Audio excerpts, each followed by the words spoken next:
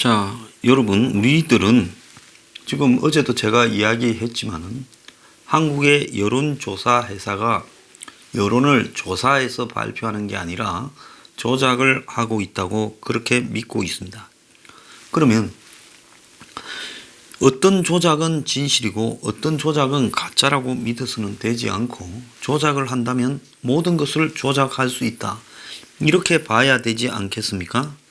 자, 그런 관점에서 보자면 지금 문 정권이 황교안이 당대표 선거를 할 때는 황교안을 1등으로 올렸습니다.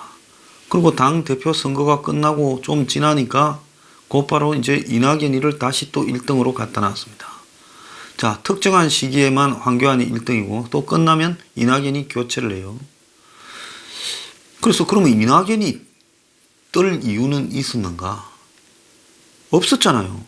존재감도 없는 총리가 왜 뜹니까? 근데 이낙연이 1등이라는 거예요?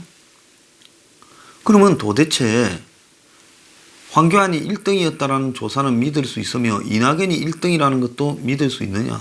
어떤 것도 근거가 없는 이야기라고 보고 있습니다. 그런데 보수 진영의 이 조사 내용으로 보면 황교안을 압도적으로 1등이라고 띄워놓고 있습니다. 64%, 홍준표는 10%도 안 되는 9.1%. 그러니까 요즘에 유시민이하고 공동으로 유튜브 한다고 하나요? 오세훈이 5.1%, 나경원이가 4%, 김진태는 이제 3.1%, 그리고 유승민이 1.6%, 안철수가 0.9% 이렇게 이야기를 하고 있습니다. 자, 그러면 이 좌파 쪽에는 어떠냐? 이낙연이가 압도적으로 48.3, 황교안만큼은 아닙니다. 이재명이가 11.9, 김경수가 8.3, 김경수 또 깜빵 갖다 넣어다가 대선 후보 3위에 올랐네요. 박은순이 6.2, 임종석이 3.2, 김부겸이 3, 심상정이 2.8 이렇게 끌고 가고 있습니다. 근데 여야를 다 섞으면 이낙연이가 29.1로 1등, 황교안은 24.4로 2등이라고 이야기를 하고 있습니다.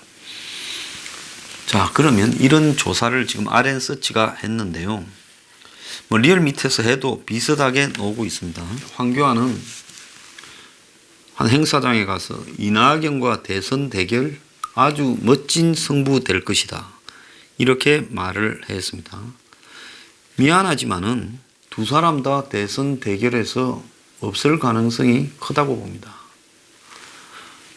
지금 현상을 보고 대선에 그렇게 쉽게 두 사람이 갈 수 있을 것 같지만은 지금은 마라톤으로 하면 42.19에서 이제 한 5km에서 10km로 뛰고 있는 수준입니다. 그래서 지금 마라톤 경기에서 한 7, 8km쯤 뛸 때 1등이 끝날 때 1등 했던 얘는 거의 없을 거라고 봅니다. 보통 1등은 선두그룹 한 10명 뛸 때 그 뒤에 쯤 가거나 안 그러면 두 번째 그룹쯤 가 있다가 30km 넘으면서 주로 치고 나오죠. 앞에 1등 하는 사람들은 다 페이스메이커라 해가지고 이진들이 앞에 빨리 뛰죠. 그 하나 나라에서 여러 명 내보내지 않습니까? 한 팀에서. 그래서 1등 할 사람, 페이스메이커 하다가 나중에 힘 빠져서 포기할 사람 다 좀 정해놓고 하지 않습니까? 자, 그러면 지금 여권에서 2등 달리고 있는 이재명이는 어떤 상황이냐? 이재명이가 아마 오늘 오후에 이 직권남용, 공직선거법 위반 등에 대해 지금 구형이 선고됩니다. 그래서 지금 이재명이 아마 검찰이 이재명에 대해서 두들겨 잡으려고 하는 입장이기 때문에 지사직 상실 정도의 그런 구형이 나올 거다, 이렇게 지금 전망이 되고 있고요. 이재명 본인은 염려치 않고 있다, 이렇게 이야기를 하고 있지만은 구형량이 좀 세게 나오고 그것이 지사직 상실 정도로 나오게 되면 판사의 판결에도 당연하게 영향을 미칠 거라고 봅니다.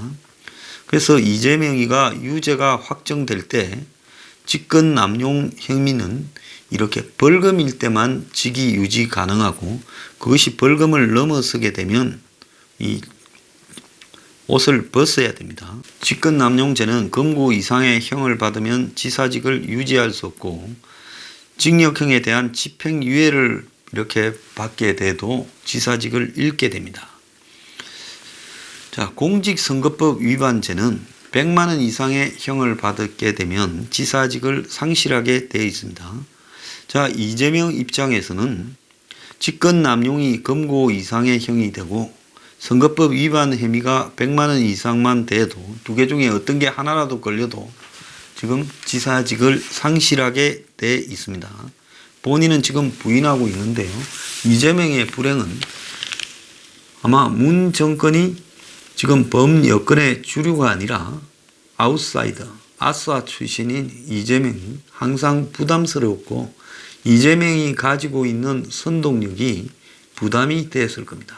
그러니까 친북 좌파 진영 내부에서 봤을 때 이재명은 서자도 아니고 그야말로 머슴 출신이 어느 날 권력을 가지게 되니까 그 꼴을 못 보겠다.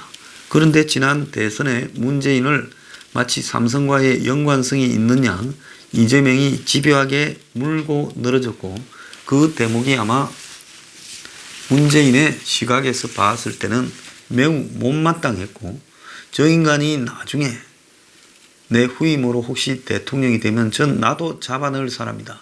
이렇게 지금 봤을 거라 봅니다. 안희정이가 이재명이 경선에서 문재인을 삼성하고의 관계를 가지고 공격할 때 그걸 말리면서 문재인 편을 들었음에도 불구하고 안희정이 한때 문재인을 거의 쫓아가는 그런 지지율을 보이면서 안희정 또한 문재인 입장에서 봤을 때는 매우 불쾌했을 거다. 이 정권 한번 보십시오. 신재면이나 그 윤지호를 다루는 수, 또 손혜원을 다루는 수를 보면 없는 것도 있게 만들고 있는 것도 없을 수 있지 않습니까? 심지어 무슨 김태우 수사관의 폭로도 한 방에 날려버리지 않습니까?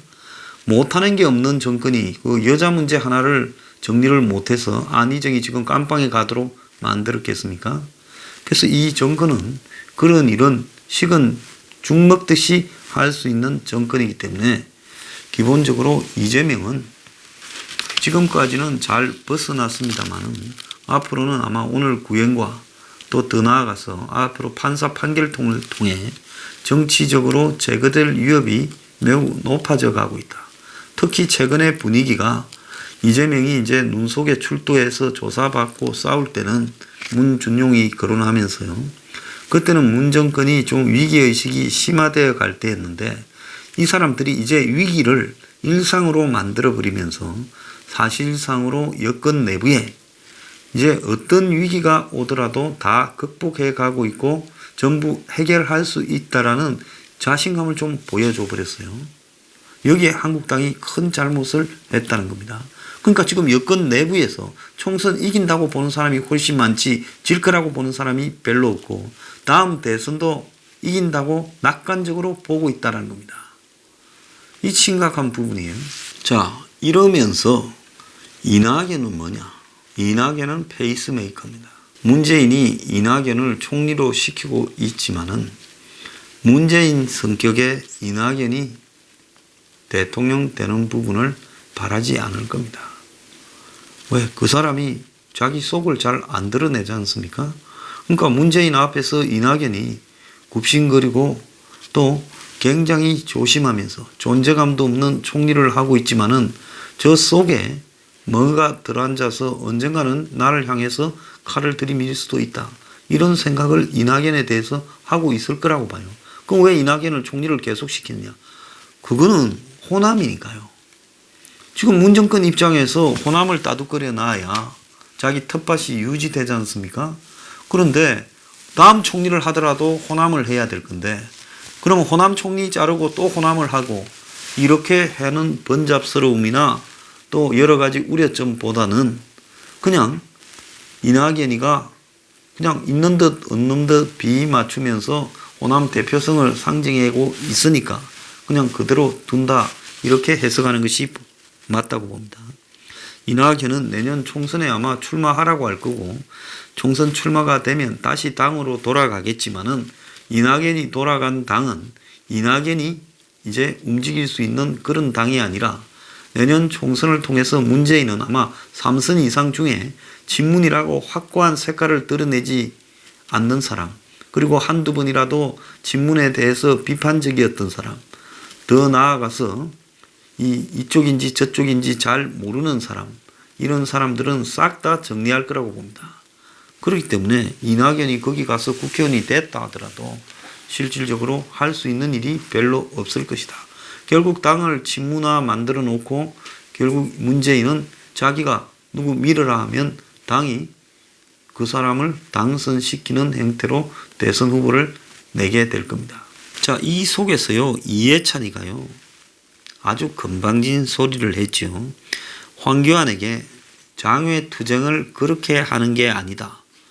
이렇게 일침을 가하면서 이 패스트 트랙에 반대해서 청와대 앞 시위를 하고 또 국회에서 로텐드 홀에서 철야 농성을 하는 부분에 대해 이렇게 비꼬았습니다. 이해찬이는 어제 당 회의에서 한국당의 장외 투쟁에 대해 매섭게 한 말을 했다는데요. 어제 한국당이 청와대 앞에서 시위를 했는데, 그러니까 패스트트랙 합의되는 날 23일, 내가 알아본 바로는 의원들마저 참여를 잘 안 하는 것 같습니다. 청와대 앞에 늘어선 시위대 숫자가 30에서 40명밖에 안 되며 말은 상당히 거칠게 합니다. 저희도 많이 해본 일이라서 아는데 그래 오래 못 갑니다. 자제하시고 국회에 돌아와 입법 활동과 추경 통과에 전념하기를 바랍니다. 자, 이렇게 분수드는 척 하면서 너들 주제를 알지 밖에 나가서 그렇게 하다가 너들 망한다, 이렇게 말을 했습니다. 황교안은 결사항전에 나선다면서 자유민주주의를 지키기 위해 한 대우로, 한 마음으로, 한 뜻으로 끝까지 이겨내는 투쟁이 시작됐다 말을 했습니다. 그래서 지금 밖에서 이렇게 하고 있습니다.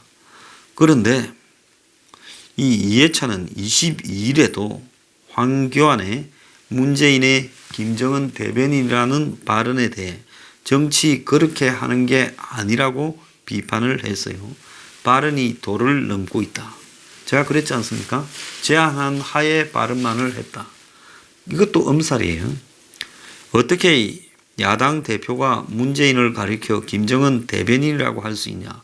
정치를 처음 시작한 사람이 그렇게 하는 게 아니다.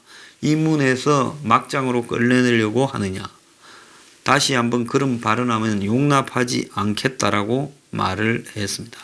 황교안은 집회에서 문재인은 경제를 살릴 외교는 전혀 하지 않고 김정은 대변인 역할만 하고 있다.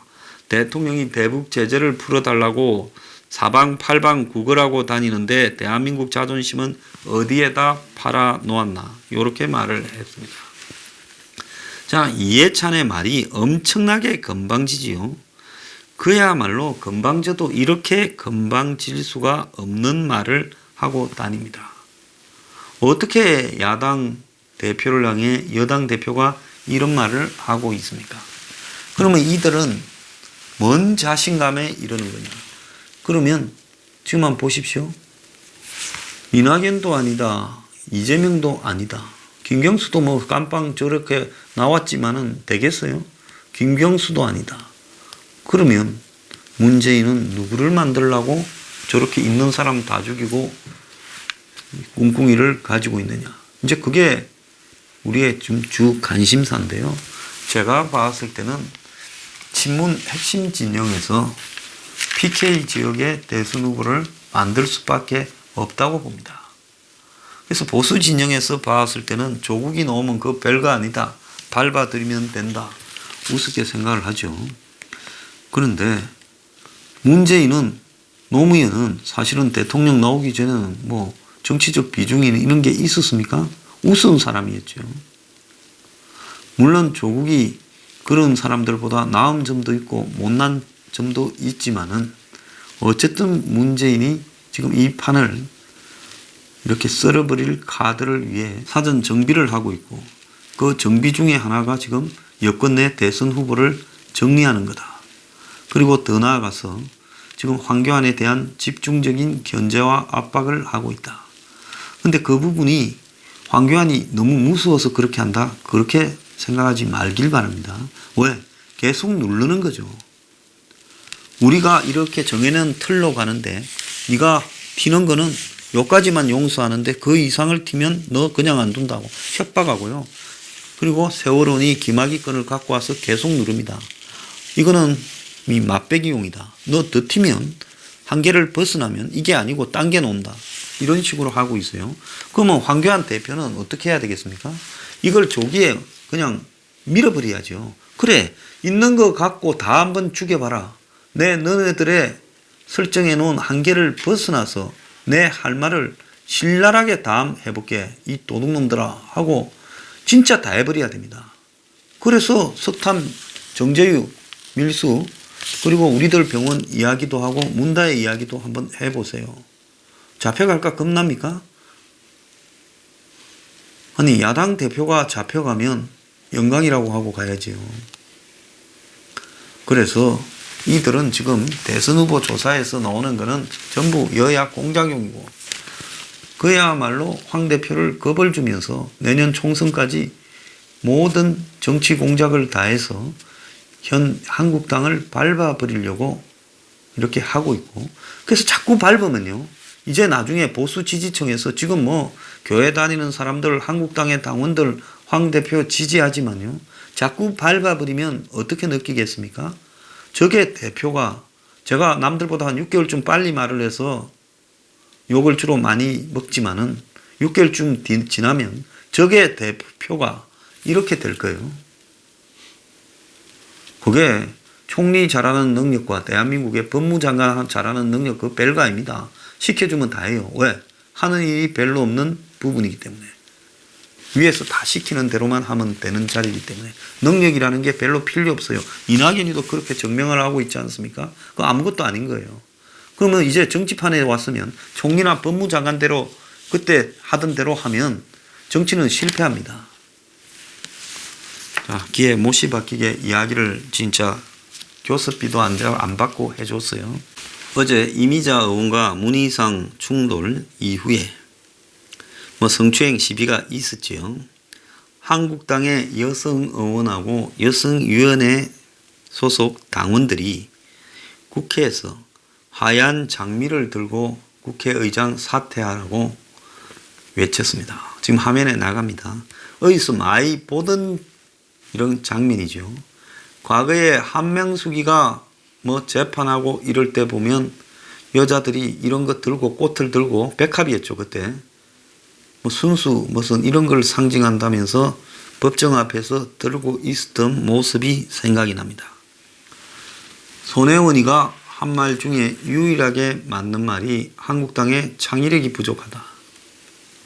지금 이 모습요, 그 여자 국회의원들이 꽃 들고 서 있고 좌파 여성 지도자라는 여자들이 꽃 들고 서 있는 거 징그럽게 봤고, 그야말로 징그럽게 저주했는데, 이제 한국당의 여성 의원들이 이제 하얀 장미를 들고 또 이러고 있다는 게, 이렇게 안 하면 표현할 수 없는 겁니까? 분노를요.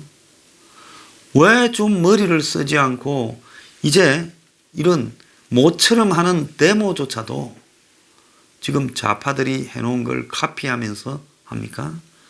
정말로 좀 창의력 있게 합시다. 우리가 좌파라는 여자들 국회의원이나 여성단체 지도자나 그런 거 하던 여자들 다 배지 달더만요. 스카프 걸치고, 코트 같은 거 입고 백합이니 이런 거 들고 서가지고 무슨 순결하다, 우리는 죄가 없다, 이렇게 쇼할 때 얼마나 저주했습니까? 제가 제일 보기 싫은 장면 중에 하나가 그것이었습니다. 그런데 어떻게 해도 장소와 시간만 다르지 똑같은 짓을 이제는 하얀 장미를 들고 하고 자빠졌습니까? 그러면요, 그것이 어떻게 보이겠습니까? 고민들을 안 하고 생각들을 안 하는 거 아닌가? 저는 그렇게 봅니다. 제가 만약에 그걸 한다면 어디 빨간 돼지 저금통을 하나 들고 와서 들고 기자회견을 하든지 그렇지 않습니까? 어제 뭐 성추행 시비 때문에 하는 거 아닙니까?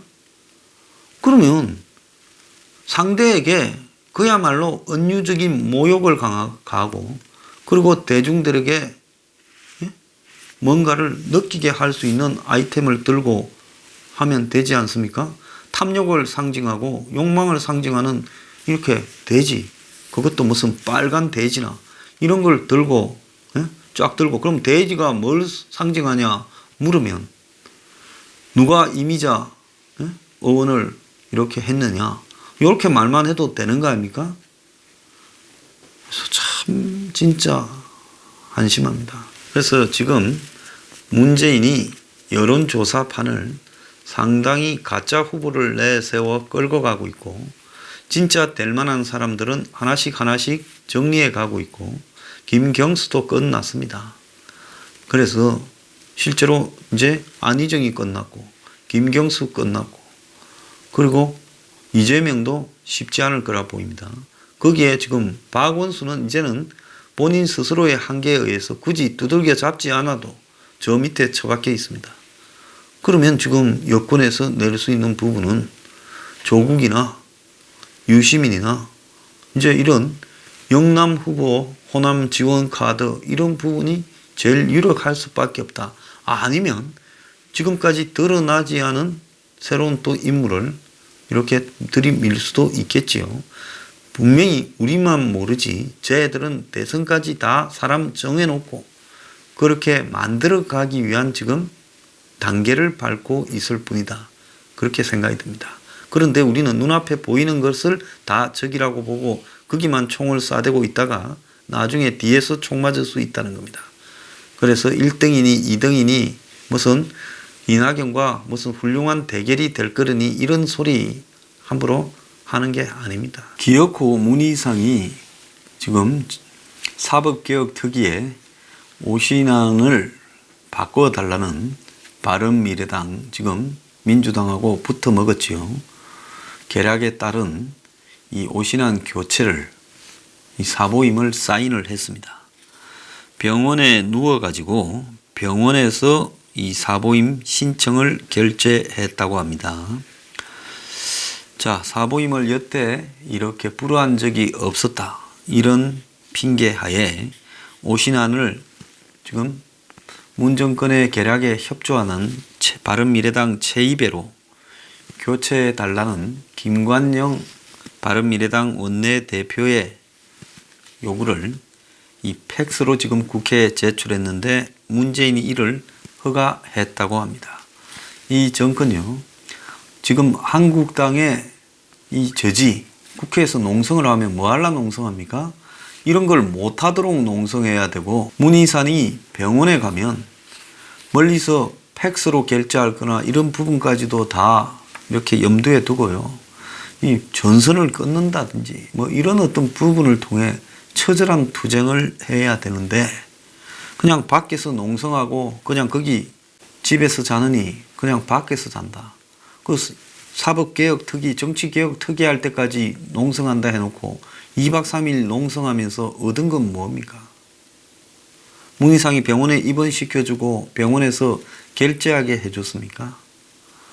자, 이런 과정들을 통해서요, 느끼지 못하면요, 제가 반드시 예고를 하는데 더 큰 데서 확실히 밟힐 겁니다.